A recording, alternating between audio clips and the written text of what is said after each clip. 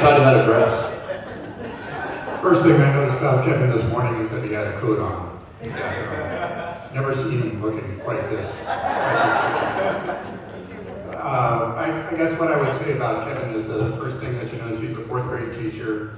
His classroom is just down the hall from the principal's office away. And the first thing that you notice about Kevin is that frequently half the kids are outside in the hall doing things, working independently. Whenever you see Kevin, you see him engaged with kids in a nurturing and supportive role. Truly remarkable teacher, and his test scores show that. He is really connected. Kevin. All right, thank you. I'm technologically challenged. Ah, that's not. Hold on just a second. Now, hand it to you. That way. All right, I feel like a rock star. Higher. All right, a couple of things. I should get one of these. A couple of things that I thought of, because I'm adult onset ADD, self-diagnosed, that I thought of just in the very beginning is, I thought about that messy teacher. I call it learning debris. When my classroom is a mess, it's learning debris. We leave a trail of destruction and knowledge, and my custodian appreciates that I can sweep most of it or use a leaf blower at the end of the day and get it into one corner of the room. The other thing is I'm thinking about 2 things you all need to watch or see, and one is, some of you have probably seen it, is a TED Talk by Angela Duckworth about the story of success, and it's about creating grit in kids. I'm going to reference it a little bit later. I use TED Talks all the time at school with 4th graders. I watch them repeatedly before and make sure that they're great. Ever since that one episode of video gone viral where a French guy uses the S word and all my kids heard it, but it sounded like it was French, so we talked about minds and I distracted them and we moved on, and I didn't get any phone calls. I did tell my principal, kids heard that word today. The other thing is Wired Magazine. Last month's issue of Wired Magazine talks about schools in Mexico, a school that is adjacent to a dump. The school is next to a dump. And these kids are using tablets and they're charging them at the solar tablet charging station afterwards, and they're doing amazing, amazing, amazing things. So if you haven't seen those 2 things, check those out.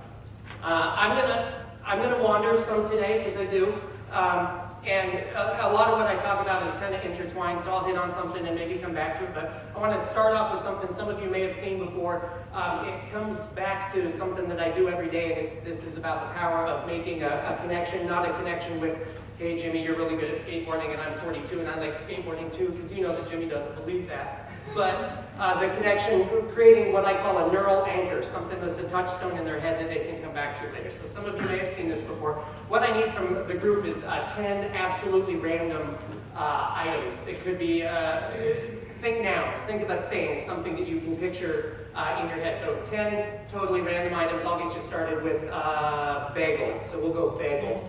Snowboard. Snowboard. Okay, hang on, slow down. I can't read my own writing. Lipstick. You got it. Ooh, nice. Number 4, give me something. Cheese shredder. Cheese shredder. Snow. Okay, hang on. Cheese shred. I'm gonna have to read this later. Snow. Great. 6. Walrus. Potato. Mickey Mouse. Did I hear waffles? Walrus. Walrus. Oh, sweet. I am the walrus. Thank you. Mickey Mouse. Okay, I'm on 9. Wine. You might have taken this course already. And number 10. Bitcoins. Bitcoin. Ooh, I hear it's plunging. Bitcoin. It's a digital currency. It was worth a lot and then it's worth nothing. Okay, so sometimes when we're teaching, we have to make connections where there are none already. And so you're teaching something that a kid has never, ever, ever, ever, ever, ever heard of. And you got to give them something to connect it to in their head. So I learned this on a spring break trip where there were beverages involved when I was in college. And we had this guy who had taken one of these self-improvement seminars, and he was amazing. He didn't marry anyone in the group, so we don't talk to him anymore.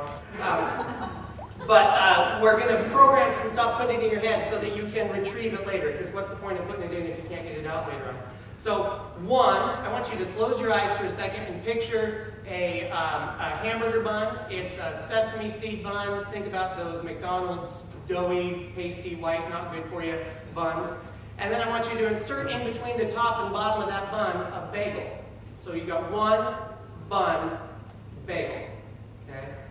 2, I want you to picture your favorite shoe. The shoe that is the most comfortable, the shoe that you like to wear when you're going out, whatever. Your most favorite shoe. And then sticking out of that shoe, not to scale because it wouldn't fit, is a snowboard. So 2, shoe, snowboard. I want you to picture a tree, 3, tree. And it is a tree that is blooming with lipsticks. You could just walk and pick all these different wonderful lipsticks off of a tree. 3, tree, lipstick. 4, I want you to picture your front door, maybe decorated for the holidays, maybe it's got a fresh coat of paint, but your front door on your home, and hanging from your door is a cheese shredder. It's hanging from the little hook right on the outside of the door. 4, door, cheese shredder. 5, I want you to picture a beehive, like a cartoony beehive, you know, the one that looks like the layer cake almost. So a cartoony beehive, and that poor beehive that's buzzing with bees is covered in snow because it's in Eugene, and it's a school day. So 5, hive, snow. 6, picture a bundle of sticks. You've gone out to get some firewood or something to keep warm, and you've got a big bundle of sticks. And sitting right on top of that bundle of sticks is a potato. Seems out of place. A potato right on top of that bundle of sticks. 7, I want you to picture 7-Eleven. I used to use 7-Heaven, but that brought up all kinds of issues, so I use 7-Eleven. 7-Eleven, and sitting in front of 7-Eleven as though he is the official greeter is a walrus. Sitting in front of 7-Eleven, greeting you as you go in to get a delicious blue Slurpee. 8, I want you to picture a gate, a decorative gate, a fancy gate, a gate to a place that you want to go and spend some time. And in front of that gate is Mickey Mouse standing there also greeting you as you head to that gate.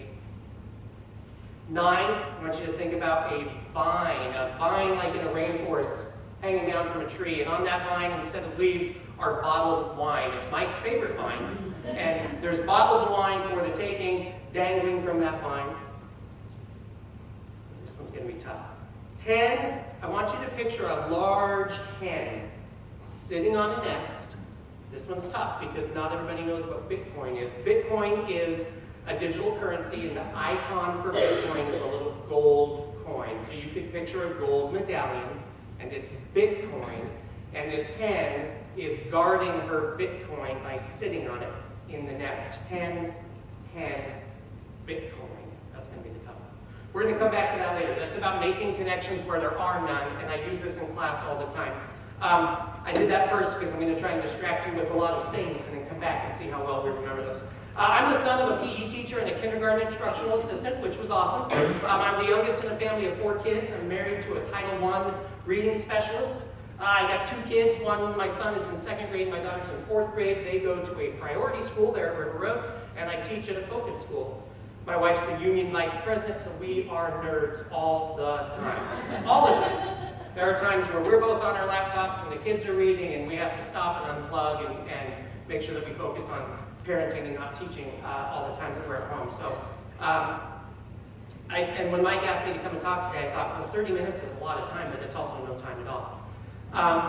So I taught for 10 years at Parker. I'm in my 3rd year at Junction City. I'm what I would call a neuro enthusiast. I got into the brain when everybody else was getting into the brain. It wasn't my idea to think about the brain. But I carried it with me, and I try and touch on that every day. I use TED Talks all the time in class as a wonderful teaching resource, and I get a lot of my resources and ideas and inspiration from Edutopia, which, if you know anything from the Star Wars background, that's fantastic. And I was kind of thinking about my spiel here. Anytime I apply for a grant or putting something together, you have to kind of reverse engineer your philosophy. Like, why do you think what you think, and where did you get where you are, and how? And so I thought, when I was working on this over the weekend, that I think I've got kind of 4 guiding principles that do all mix up. And one is that I am kid-centered. I try and focus on kids all the time. I'm relatively fearless. I'm an ask for forgiveness rather than permission kind of guy, and I think that's okay. That's how you get stuff done. I constantly ask myself, how might I, or how might we, instead of how can I, or how can we, and we'll talk about that. And then I'm opportunistic. I look at the world through a lens of opportunity and how can I, if I see something awesome, how can I get that in front of kids? So being kids, oh, aren't these coffee cups adorable too? They're so tiny. I thought, you know, I'm the guy that brings like 4 to the table. So being kid-centered, I think that in being kid-centered, I think my focus is I want to constantly keep it top of mind how the students view their educational endeavors. What are they coming to school with? Why are they here? They are increasingly sophisticated consumers of experience. You know, they judge something 3 seconds in. Oh, this is a load. I'm done. And they check out, or you can keep them engaged with some strategies and things to keep them on board. So as kids are becoming more sophisticated in what's coming in, we need to be more kid-centered. They are constantly asking, they don't use this word necessarily, but is what we're doing authentic? Is this relevant? Does this matter? How am I going to apply this? Kind of the what's in it for me. And so, as a general rule, I teach 4th graders, and I've always taught 4th or 5th graders. I taught electives before where I taught younger, and I taught driver's ed where I taught older. But I'm 9 years old up here. I try to stay 9.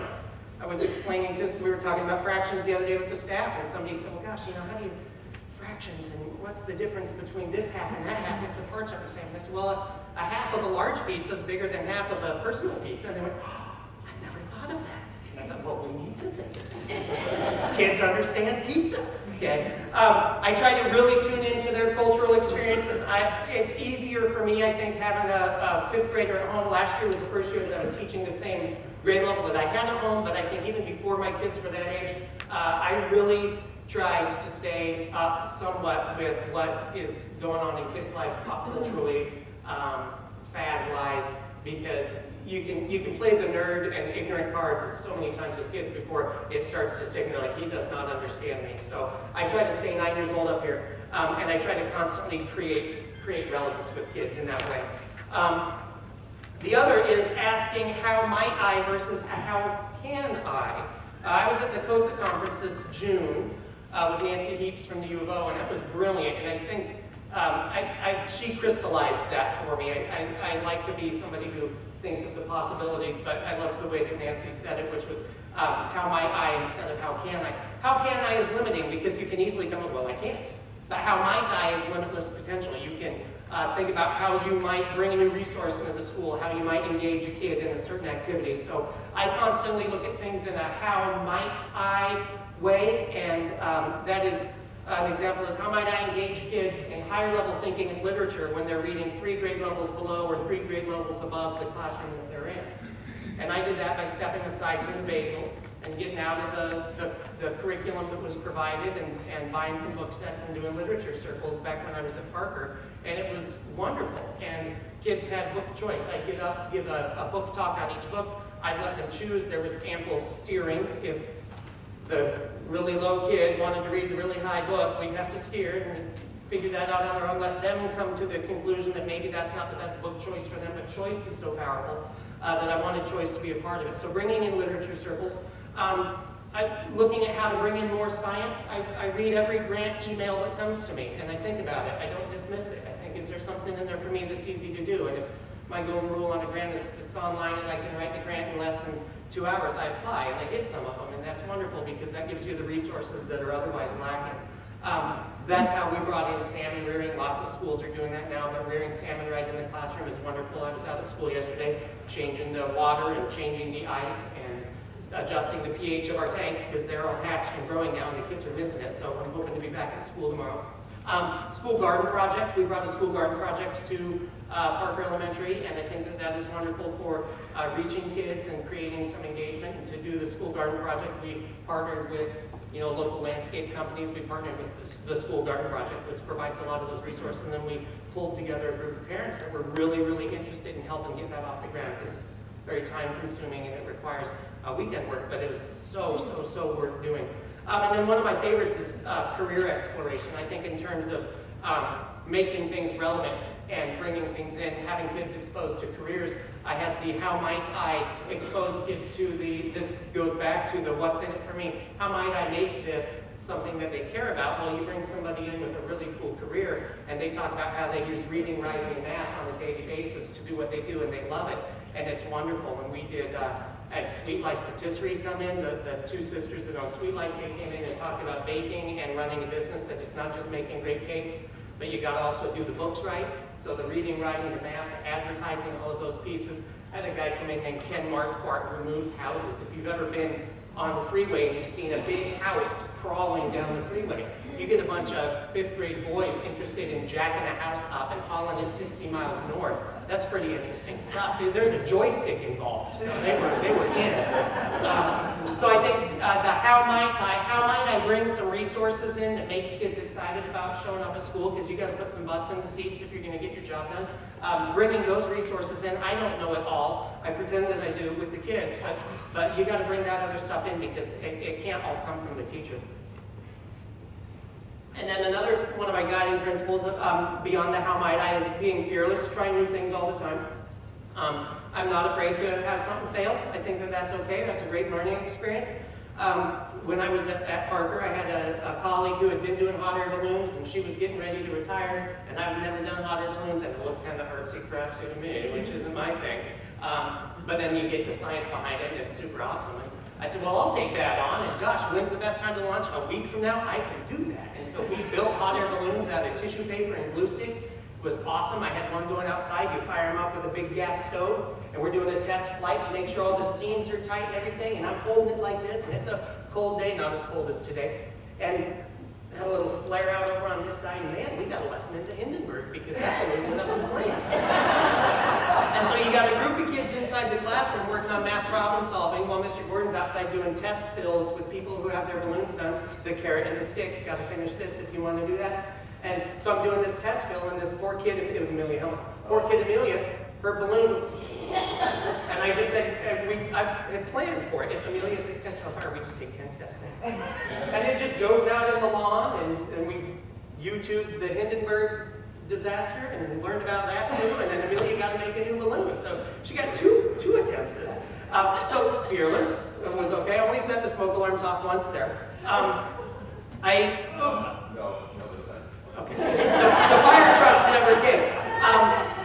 I'm looking to try something that nobody had done before, not at my school anyways. We started a nonprofit organization called Panthers Popcorn and Philanthropy. The parent group was getting into the popcorn popper. It wasn't a viable fundraiser anymore.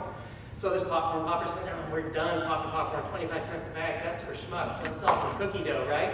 And so I said, well, can I have the popcorn popper? And they said, yeah. I said, right on. So we had it installed in my room, and we launched a nonprofit, Panthers Popcorn and Philanthropy. The kids had a board of directors. We used Robert's Rules of Order to manage the meetings. They popped the popcorn. They costed it out to figure out. I went to, not Costco, but the other, it's like Costco. Giant bag of popcorn, giant case of oil, giant brick of paper bags, rolls of masking tape. You tell me how much it costs to make one bag of popcorn. Reverse engineer that. It's 11 cents. They figured it out using measuring cups and teaspoons and the recipe all the way down to, well, when we put this much in, we get this many bags, division, multiplication, addition, subtraction, boom. It's 11 cents to make a bag. What's our profit? 14 cents. Awesome, we're in business. We donated to tsunami relief, we donated to Green Hill, we donated to Women's Space, we donated to Salvation Army. The kids had a checkbook, they got to sit down and write a check, which was really, really cool. And we did that every Friday as a math problem solving. One side's math problem solving. I got my head in the popcorn popper because it's hot in there. I smell like popcorn until Monday morning. At 10 showers, you still smell like popcorn. I did have a nice bronzy glow.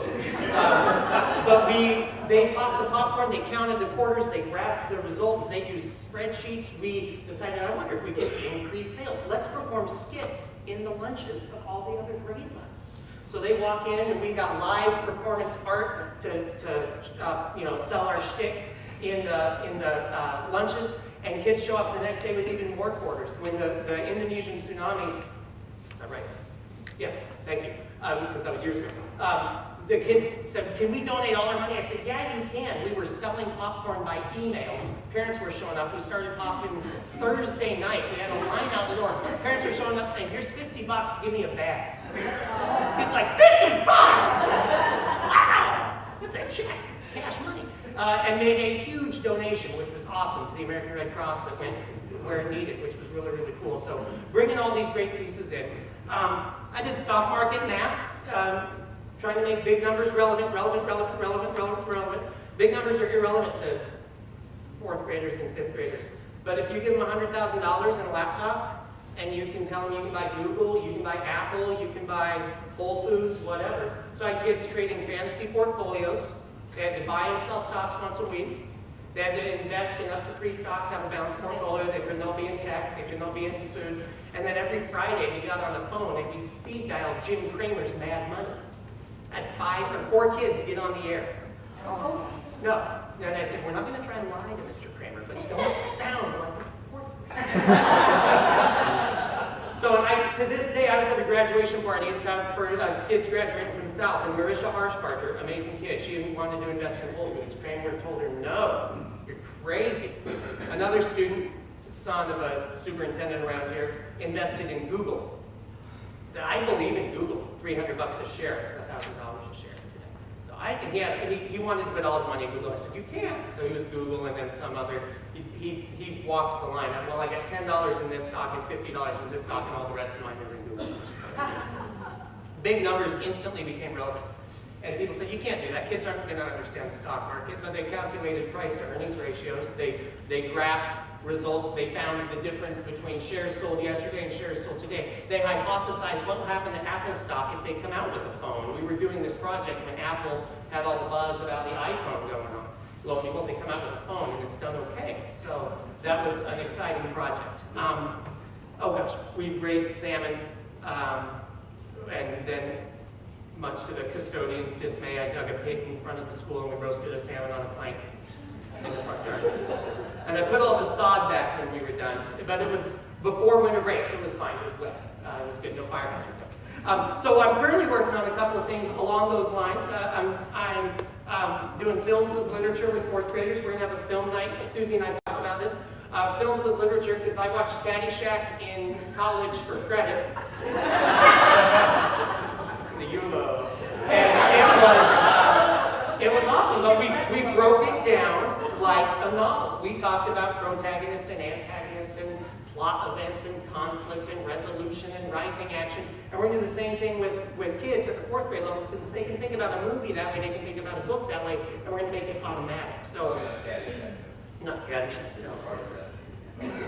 Nobody wants to go swimming in that pool. I don't know if anybody's familiar with Minecraft. Minecraft is a video game that's all of us. The other exciting thing about Minecraft is it was made by a guy in his basement, and he's a millionaire, which is always good to show that you can do that kind of stuff. But Minecraft is a building game, and we're putting together some plans to make it mathy, where the bricks and the things that you're building with have a cost basis, and so that they can do certain things, but they have to earn the points and the privilege to do that, and then cost it out. So application of math to construction and making that real and relevant so that it sticks. And I got one kid, he will do anything if I will put him on the computer to play Minecraft. And this kid needs to work on his math facts. So guess what? He's doing flashcards and extra math and all these other things. Such that you got to be able to do this part in your head, this part pencil and paper, then you get on the computer. So we're doing that.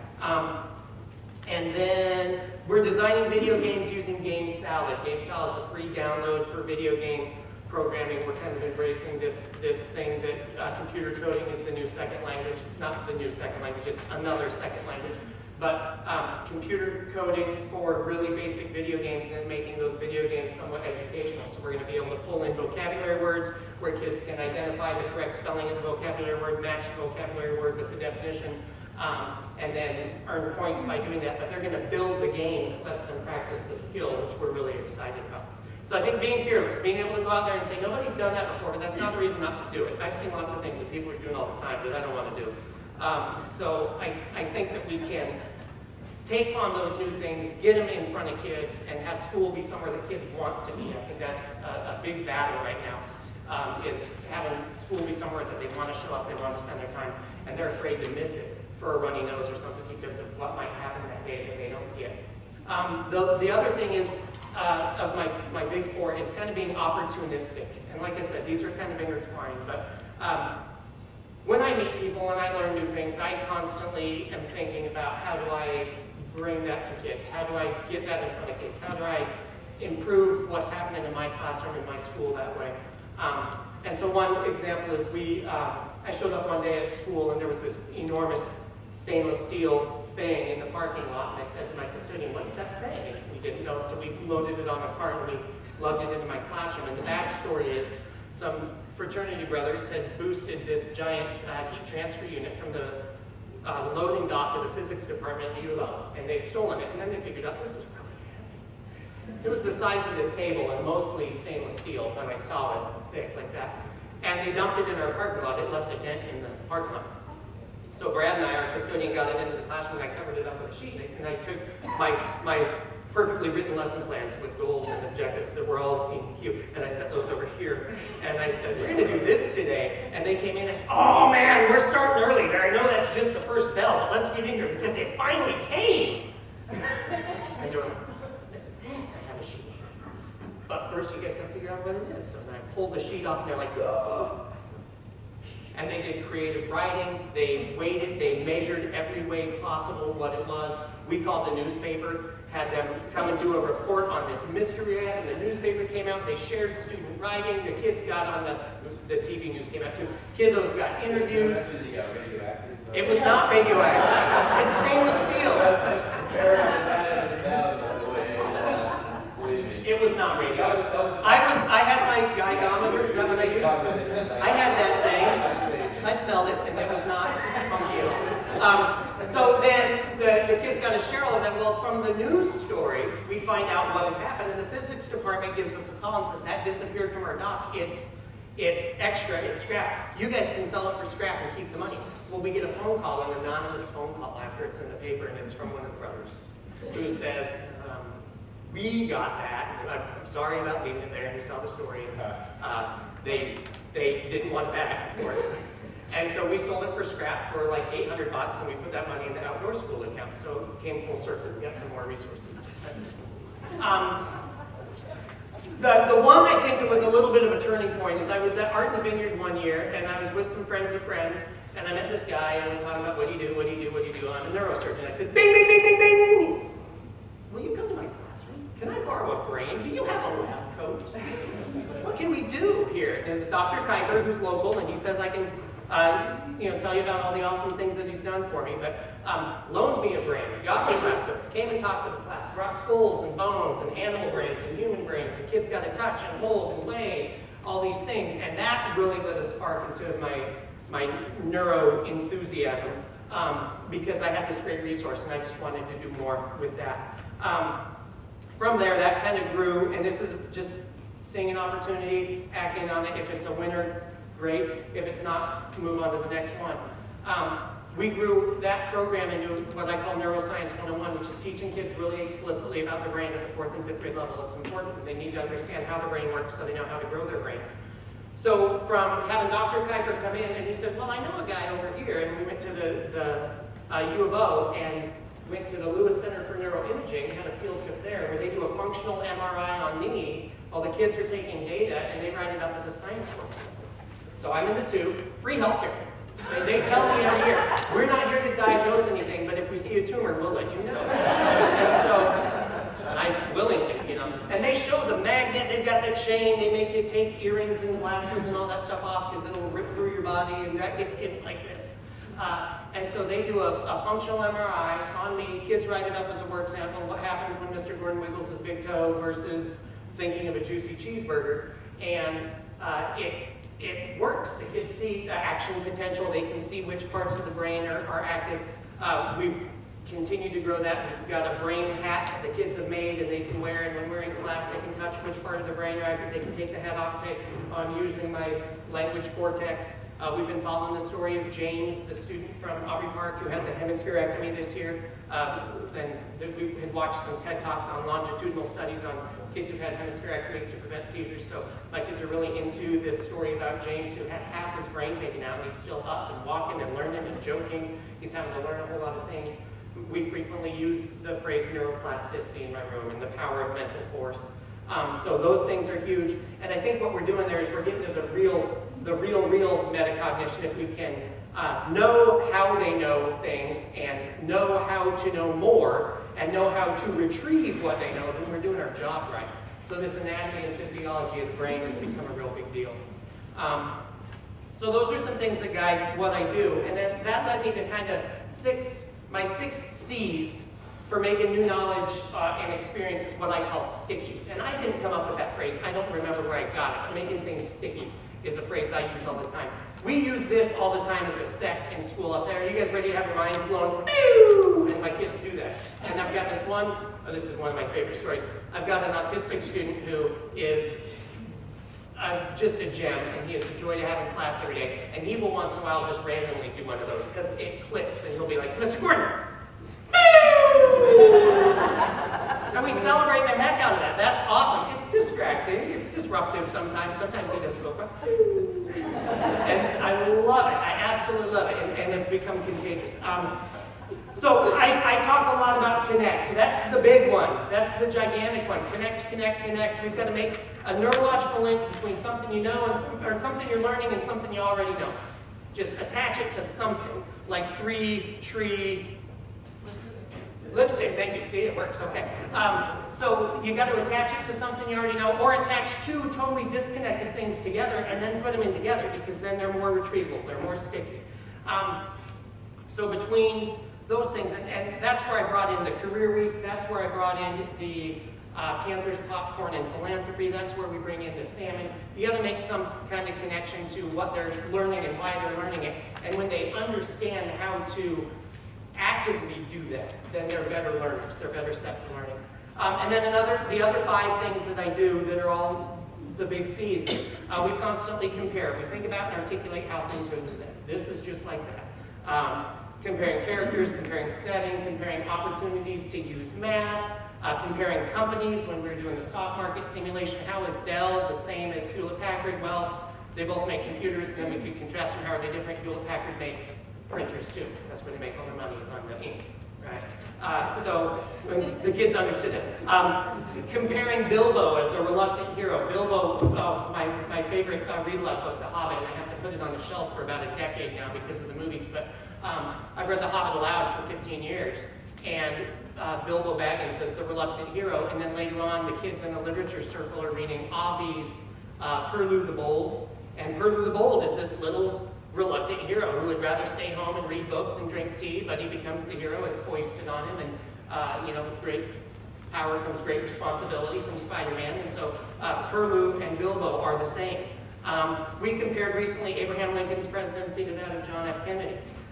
We wrote in terms of comparing, we wrote our own Gettysburg Address. This year was the 150th anniversary of the Gettysburg Address, noted for its brevity, 272 words exactly.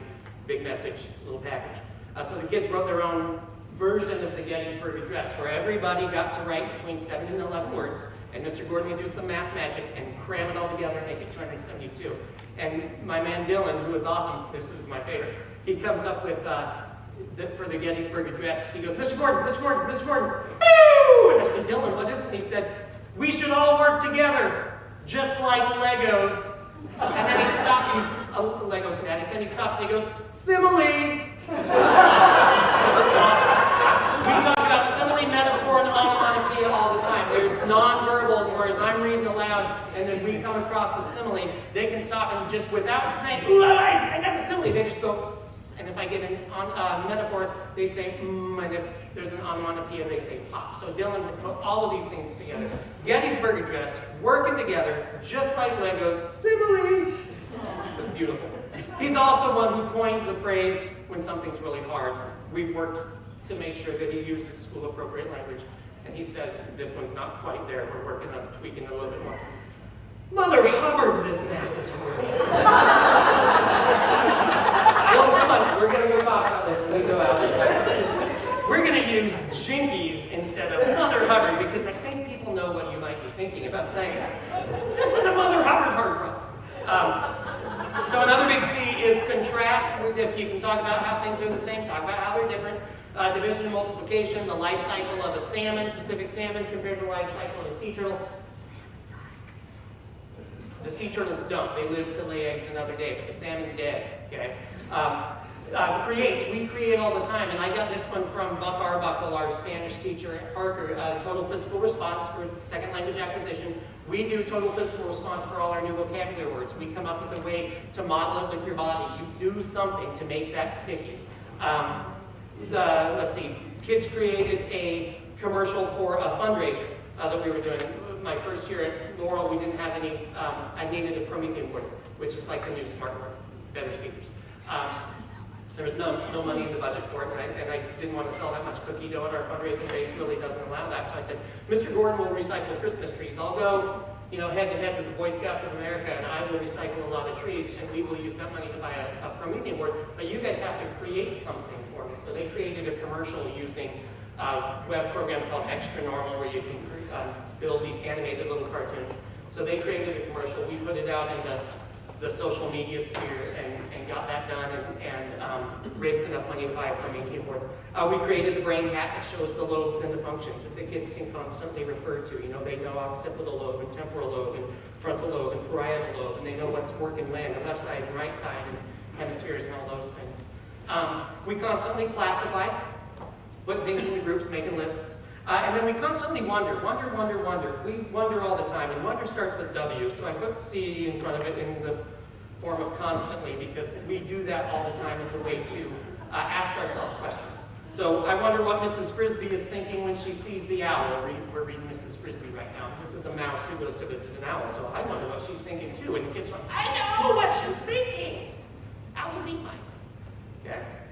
We go to, I wonder why hot air balloons fly better on a cold day than a hot day, and then we explore the physics behind that. I wonder how Bilbo will save the dwarves this time, because he seems to have to do it all the time. Those dwarves are stupid. I wonder what will happen to Apple stock if they come out with a phone. I wonder what will happen to popcorn sales if we advertise by some entertaining skits at lunch. And so the kids got to wonder and then experience and then see if they were right. And that's pretty powerful and exciting. So that's kind of what I do, is I think about all the time the being kid-centered, being fearless, asking how might I instead of how can I, and being opportunistic. And I think it's great for kids, and it makes my job fun, which is the most important thing. And it puts the butts in the seats. They want to show up at school and they do great stuff. So let's check really quick and see how you guys are doing on your 1 bun 2 shoe thing. Take out a pencil and find a little spot. You might have to close your eyes and access your visual memory. Did you know that if you access your visual memory, you look up and to the left a lot of times? Okay. So I want you to I'm going to write down 1 bun, and you write down what the item was. So 1 bun, if you remember. 2 shoe, 3 tree, 4 door, 5 hive, 6 sticks, 7-Eleven, 8 gate, 9 vine, and 10 hen. Did anyone get all 10? Ooh, that's pretty good. How many of you got 5? Okay. All right. What was 1 bun? 2 shoe, 3 tree, 4 doors, 5 hive, 6 sticks, 7-Eleven, 8 gate, 9 vine, 10 hen, Bitcoin. That was tough. So this is one that I use when there is nothing to connect to. It's a brand new thing, we connect it somehow. I've got a student from 4 years ago who every once in a while, mom lets her send me an email and she just sends me the list. These are the 10 things you taught us when we were doing Neuroscience 101. Here's the list. It's 10 totally different things than today, but to her, that's her list of 10. So that's what I do in the classroom. I think it's great for kids. And I've got one more activity for you that is on the power of practice, because we talk about that all the time as well. Do I have time? I'm over. Okay. Oops, last. Hang on, last page. Notes. Got it. So sometimes I do this when the kids are having trouble listening. I just randomly go over and I get this and I carry it. And they think, is he going to hit somebody? I don't know. So this is my bowling pin. It's my concentration piece. We talk a lot about the power of practice, because if you're doing all of these things, you're learning a new skill, you've got to practice it. We talk about it. We don't just practice for fun, but perfect practice makes perfect. And when we practice, we're making a neurological connection. It's like when you can't explain to somebody how to ride a bike. You can't say, well, you know, you get on and you balance and you pedal. Nobody learns to ride a bike that way. Okay? You got to get on, you got to experience it, and when you do it right, your body goes, oh, that's it. And it's the same with shooting free throws, kicking field goals, remembering spelling words, doing math. So we're going to get in a big circle again. I know you can do it because I saw you do it before. And we're going to see if you guys can form a circuit that can learn to be more efficient. So if you could get up and make a circle all the way around the room, about elbow to elbow. If you can get like this, elbow to elbow. Another circle.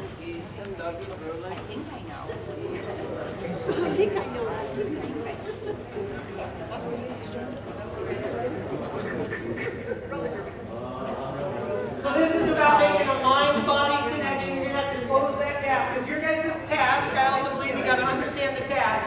Your guys' task is going to be to pass this pin all the way around the circle as quickly as you can. We're going to do it 3 times and see if we can get faster. This is about retrieval. This is about making those on-the-fly adjustments and then judging if they work or if they don't. If you're shooting a free throw on one foot with one eye closed all the time and you're never making them, it's because you're shooting a free throw on one foot with one eye closed all the time.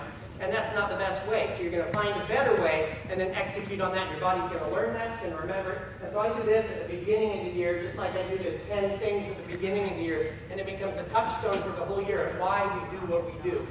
So I will start, you will start here. And we're going to pass it this way. Now the other thing I always ask my kids is, after we do it the first time, are we going to change people around? Are we all going to put on blindfolds? Or are we going to, Are we going to do it the same time all 3 times? And the answer is we're going to do it as close to the same time all 3 times, but try and execute faster. So I will time you. Oh. I don't think All right, okay.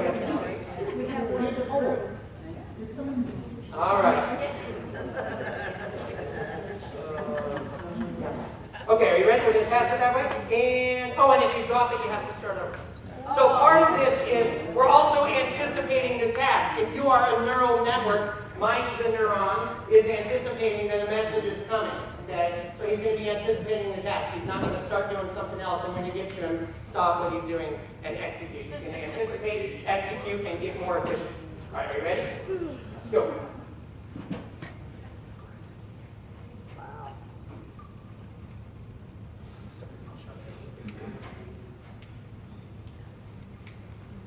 These guys down here are anticipating the task. They're waiting for their turn.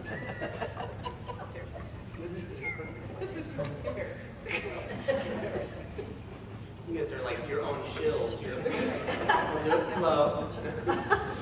I thought that was pretty tough. It's exactly what I did on CBM. I told my kids, just guess on the first round. Just guess. We'll really get those games in there the second time when we read the question.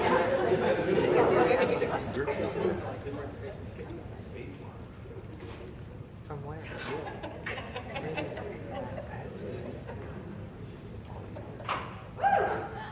All right, 52 seconds. Okay, so we're going to beat it. Do you think we can beat it by 10 seconds? Oh, yeah. Okay, we're going to beat it by 10. We're going to beat it by 10. And are you ready? Go.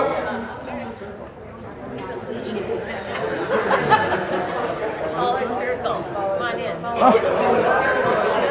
Skip people. Skip people.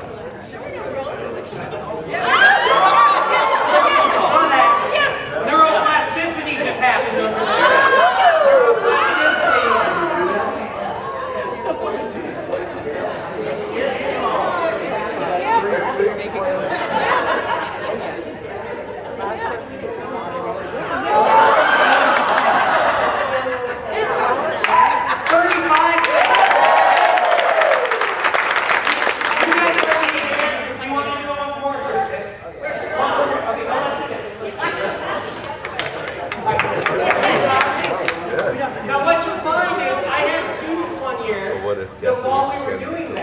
they had a little bit of planning time in between, and a couple of kids said, yeah, and we were doing it with a kid, because I always use this. Can we just throw it halfway across? I said, that would be creating a new neural pathway. Would that be the fastest way? They said, yeah. And I said, that's what your brain does. But I didn't let it go. But some of you were figuring out, oh, if we skip some of these, that's okay. We were trimming dendrites there. Okay? We're getting rid of some superfluous dendrites. No harm meant there. But that was a fun activity. We do those two things at the beginning of the year, the memorizing the 10 things and the pin test, and I refer to it all year long. We'll talk about this in the last week of school. So, bowling pin for hire, if anybody ever wants to borrow. I know Mike's got one too. All right. What's that? Oh. So one other thing I do in terms of being fearless is when I needed some laptops at school, and there was no budget, I wanted to involve the kids, but again, like with the Promethean board, when my wife thought I was crazy, we had 100 Christmas trees in our driveway one day, no lie, because I needed a spot for them to open. I needed to jump over the limited fundraising base that I had, so I had to get outside of the school. I can't sell that much cookie dough, I can't sell that much wrapping paper. I got to get outside if I need to get what I want to have to do the job. So I wanted these Google Chromebooks. So we started a plan. We started an Indiegogo campaign, which is kind of like Kickstarter. It's social media leverage crowdfunding, which is nerd talk for digital begging. And the kids made a commercial for it, and I made a commercial of my hand getting ready to do some power high fives. I did $100 high fives, and then we sold haikus for $20 that the kids would write. And I had this Rocky Balboa theme, and it's my hand doing all these exercises and stretching. And then we put it out on Indiegogo and Facebook, and parents shared it out, I shared it out, and we raised $2,800 in 15 days to buy Google Chromebooks. And my dentist gave me a $100 high five, and then he said, when you come in, I'm going to give you a couple more. I want one Chromebook all to myself. So we have the Dr. Joe Martin Chromebook in the classroom. Former students, former parents bought high fives as well, so I am not above once in a while doing a little digital panhandling. So I did this $100 high five thing, and Mike and Nancy have said that if anybody wanted to buy a high five today, that I would be happy to deliver a high five at any given time. And that money would go directly to the classroom. I'm trying to build my Google Chromebook base. We've got 7, and I'd love to have 10 or 12. It's a math station that we use every single day. So high fives for sale later on today at maybe a break. All right. Okay. Are they buying now? Okay. High five. Oh, and the trick to the high five: free high fives all day long at room 4. It's in the wrist. You got to have this little slap. Oh, hang on. We can do better. All right. Thank you. I got one kid comes by every day for a leaping high five. All right. All right. Oh, thank you. All right. High fives. Anybody else have fives? All right. Thank you, Mike. All right. Thank you. All right. Thank you. All right. Any other high fives? All right. This goes right into the, not the Mr. Hawaii fund, goes right into the technology fund, and we'll do some more later, but I'm going to... $5 for a high five. I'm going to stick around for a while. Okay, there we go. I'll stick around for a little bit. Thank you for having me today. I love this.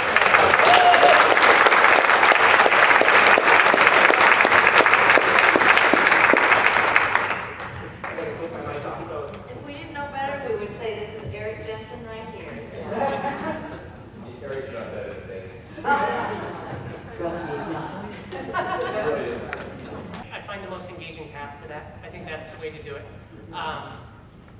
We're all tweaking that right now. And in the new math, I miss doing as much geometry as I used to. I taught everything about circles you needed to know in 2 days by cooking 1,000 pancakes. You know, we flipped pancakes, and we ate them, and we dissected them, and we learned everything we needed to know about circles. And now I don't get to do as much geometry in the 4th grade, but I passed that on to somebody else. You know how you can teach about circles, make pancakes. But don't tell anybody, because they might tell you that you can't do that. You'll set off the smoke alarm, but you just do it anyways. Yeah. We do have this on tape. Yay! Did the sound come through? But I'm on their SST team, and you would never know from sitting in that room. I mean, I'm a pretty cool guy, obviously. But, you know, the great things that are going on in schools every day, sometimes we don't have an opportunity to see it or hear it. You just don't know that because that didn't come out of the SST. Well, and I think in the schools, I was just talking with a teacher at my daughter's school about the role of the cheerleader. We all need to be our own cheerleaders. People need to get together. They need to to share and be collegial and laugh together and cry together, because it's hard work and it's extra hard right now in a focus school, in a priority school. So you got to blow your own horn. I call the media about all kinds of stuff. Hey, I'm launching hot air balloons, come take pictures. And they show up, and kids are excited, and parents are excited, and that's good press. It's better press than the Junction City sends kids out in a school bus with bald tires press, which was the front page of yesterday's Register Guard. So we gotta counter that. That wasn't Junction City, it was First Student. But you know, there's a lot of negative out there, and we gotta counter that with field trips and hands-on stuff and crushing things and melting things in the name of learning and science. People need to hear that. And then it's contagious, then it's in the newspaper, because you know, Jimmy goes home and tells mom what we did at school today was awesome, and it ends there. You know. So I think that you need, there is a cheerleader-in-chief role on every staff. It's an unpaid position, and somebody needs to just step up and do that. And I don't think that all administrators are. I think that can come from a staff leadership position. Yes? It's just a reminder to me, too, that these are great strategies for social equity in some of our areas, that they don't have those rich experiences, like the stock market, for example. Right. It's never talked about in the home, but if you can bring those concepts out of the class. Thank you. All right. Awesome. Thanks. So